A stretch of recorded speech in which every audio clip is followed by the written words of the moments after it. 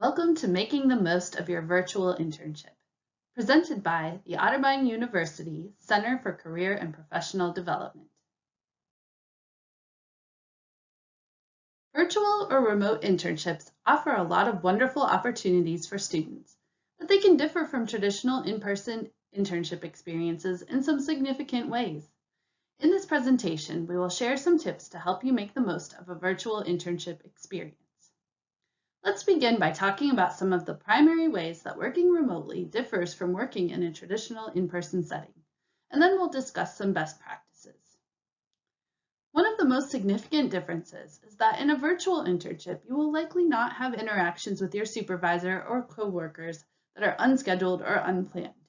In a traditional setting, opportunities for interaction with your colleagues may arise organically through running into someone in the hallway or break room or other more casual connections.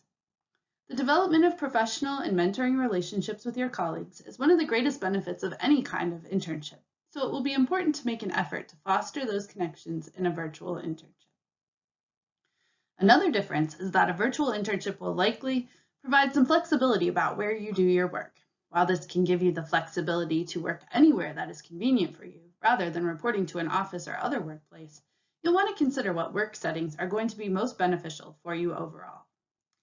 Many virtual internships also offer flexibility in the timing of when you work, especially if the internship is project-based. Traditional in-person internships will typically require that you report for your internship during the organization's regular business hours.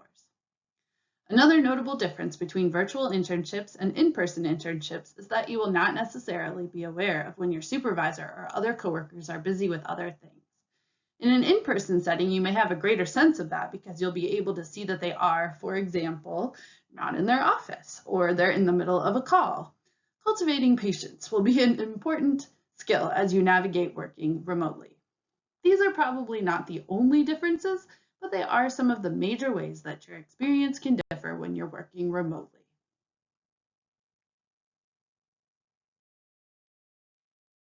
In the remainder of this presentation, we are going to talk about some tips that will help you to navigate some of the challenges of working remotely and ensure that you don't miss out on the benefits of the internship experience.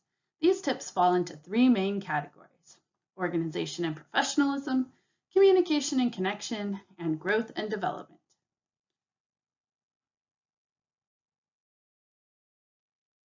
Let's start with organization and professionalism, where our first tip is to set aside dedicated time for your work.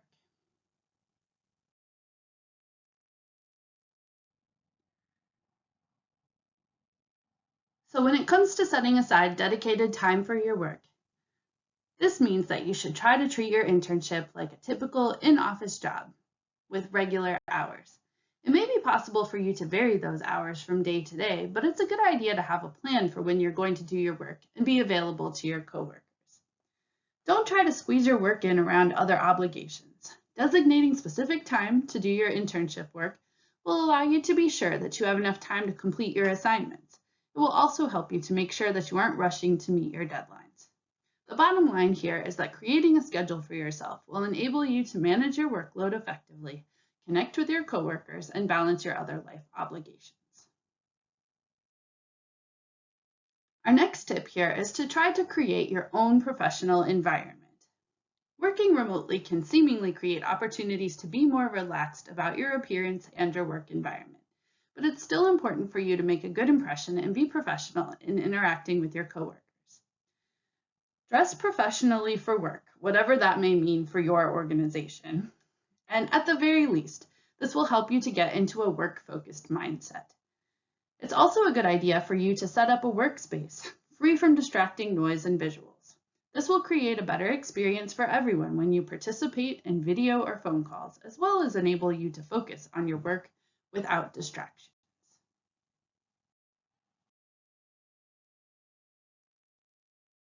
Our third tip is to meet your deadlines. Be sure to keep track of your assignments and due dates to show that you can manage your work. You may not have anyone checking in on you every day, so it's important for you to stay on top of your own work.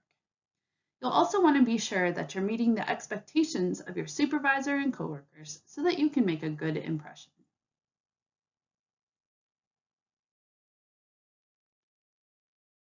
It's also important that you don't take on more than you can actually do.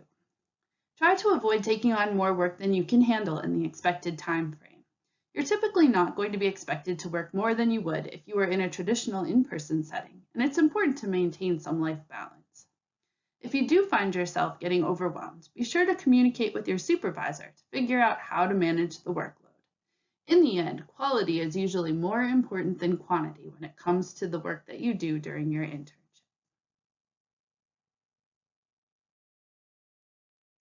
The next set of tips falls into the category of communication and connection. Let's begin by talking about communication. When it comes to communicating with your coworkers, we would encourage you to err on the side of over-communication. You cannot communicate too much. Keep your supervisor and coworkers up to date on what you are doing so that they can give you direction and feedback.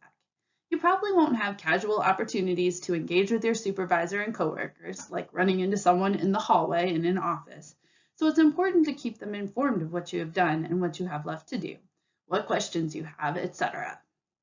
Be sure to provide regular updates for your supervisor in the format that they prefer.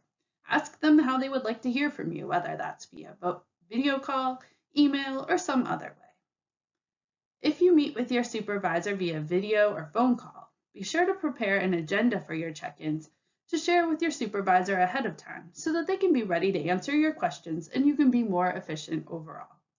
The bottom line here is that communicating regularly will allow your supervisor to respond to your needs and enable everyone to work more effectively.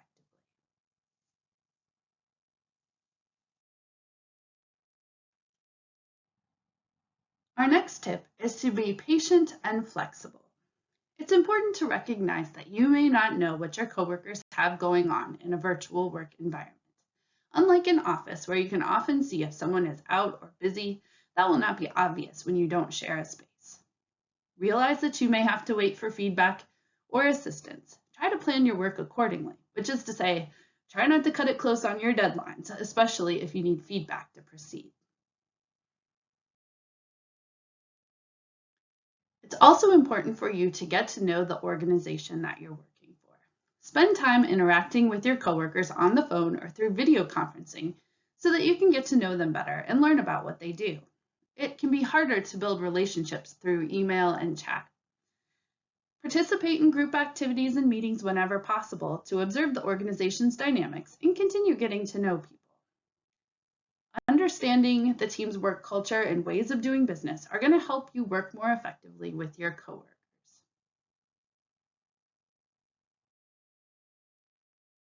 It's also important during your virtual internship to make time to connect with mentors. Ask your supervisor to set up a standing meeting for you to check in, ask questions, and get to know more about them, the organization, and this career field.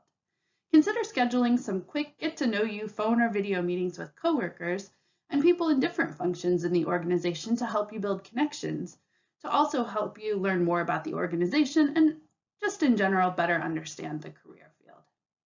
Scheduling meetings in this way can help take the place of in-person interactions you would typically get in a more traditional in-person internship setting.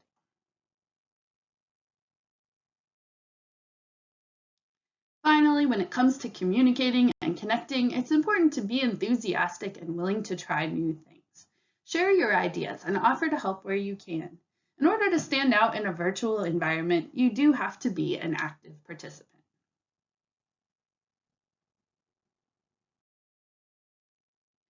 And finally, let's talk about our tips in the area of growth and development.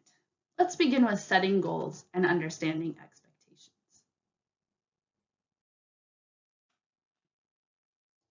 It's important for you to set some goals and understand expectations in your virtual internship experience. At the beginning of your internship, take the time to think over what you want to get from your experience and be sure to share that with your supervisor. Also be sure to find out from your supervisor what they expect from you and learn what the onboarding or orientation process is going to involve.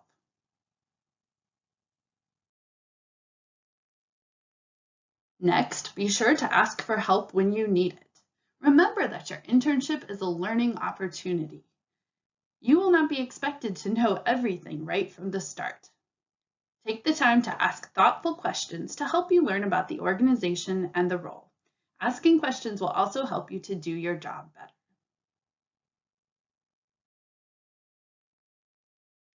Be sure to also ask for feedback. Feedback, whether positive or negative, will help you to improve your skills. It's important to be open to suggestions and criticism.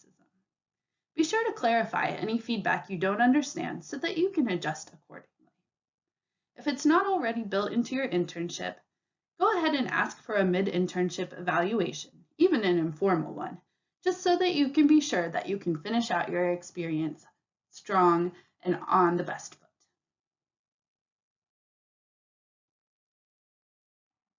We also recommend that you keep a record of your accomplishments. As you go through your internship, be sure to document your projects and achievements so that you can thoroughly reflect on your experience. Keeping a record will also allow you to update your resume quickly and easily at the conclusion of your internship experience. And finally, go easy on yourself. If you're new to working remotely, it can be a big adjustment. It's okay if it takes some time to get the hang of it. It's also okay to ask for help and support from your supervisor or coworkers as you get into the routine of your internship. As always, you're welcome to reach out to the CCPD for advice as well. We're here to support you in your career development.